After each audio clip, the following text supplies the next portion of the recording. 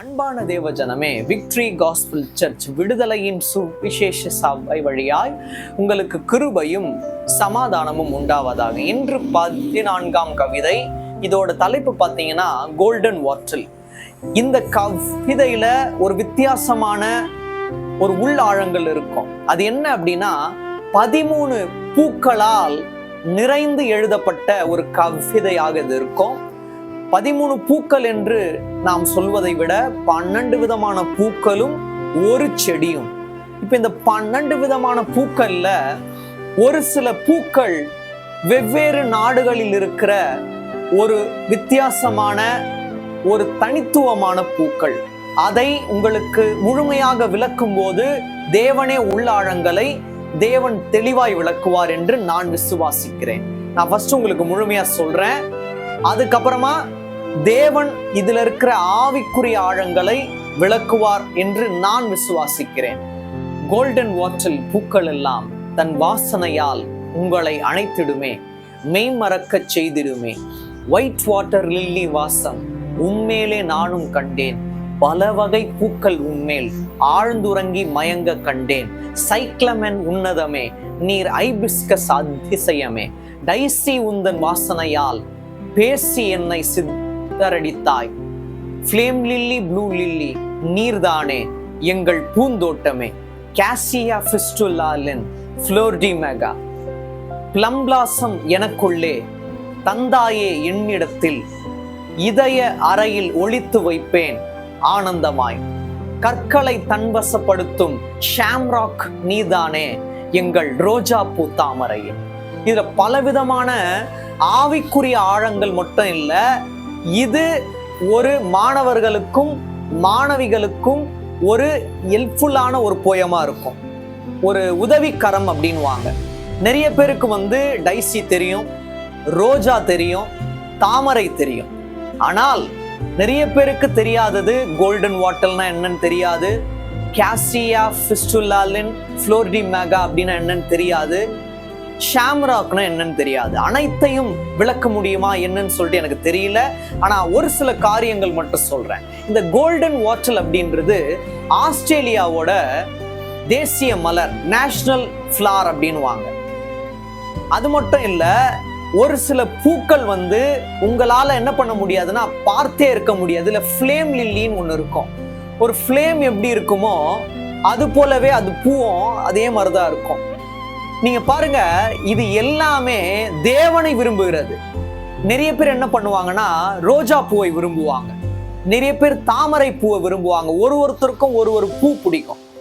பூந்தோட்டமே விரும்புகிற நித்திய பூந்தோட்டம் ஆண்டவராகிய இயேசு கிறிஸ்து. பூக்களை தன்வசப்படுத்தும் ஒரே ஒருவர் என்றால் ஆண்டவராகிய இயேசு கிறிஸ்து. அதாவது பூக்களோட வாசனையில நம்ம தான் மெய்மறந்து போவோம். ஆனா தேவனுடைய ஆவிக்குரிய வாசனையில பூக்கள் எல்லாமே மெய்மறந்து போகிறது அப்படின்றதுக்காக தான் தேவன் இந்த கவிதையை அடியனுக்கு கொடுத்தார்.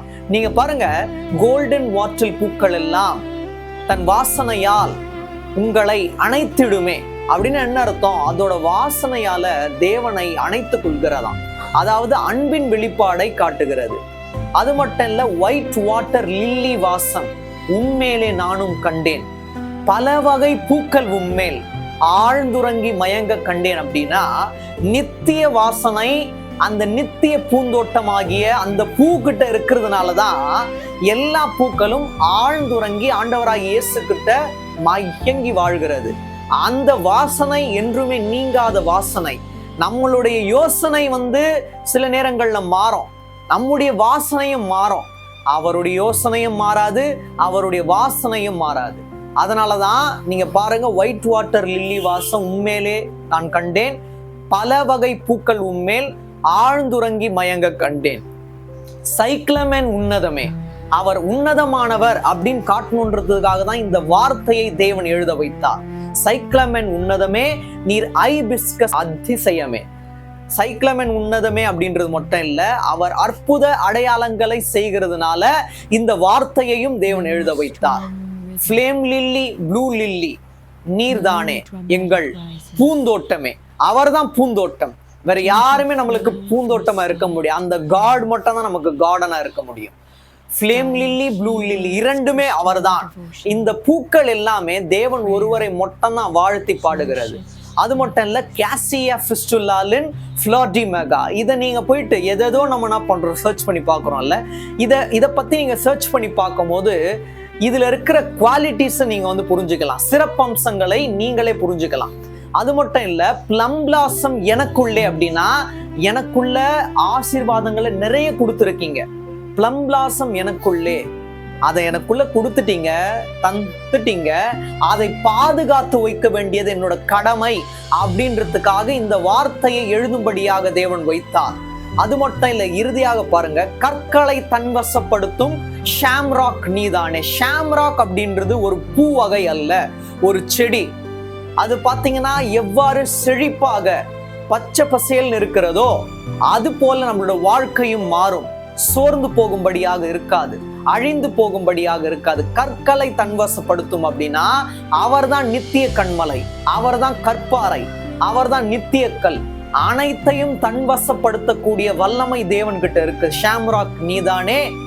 அது மட்டும் இல்ல, எங்கள் ரோஜா பூ தாமரை, அவர் மட்டும் தான் நம்மளோட வாழ்க்கையில ரோஜா பூ தாமரையா இருப்பாரு. அதாவது வெண்மையாவும் இருப்பார், சிவப்பாவும் இருப்பார். அதாவது நம்மளோட வாழ்க்கையில் இருளான காரியங்களை செய்ய மாட்டார், வெண்மையான காரியங்களை செய்து இந்த கவிதையின் வழியாய் உங்களுக்கு ஒரு ஆலோசனையையும் அறிவையும் ஞானத்தையும் தந்து உங்கள் யாவரையும் மென்மேலும் ஆசீர்வதிப்பாராக. ஆமென்.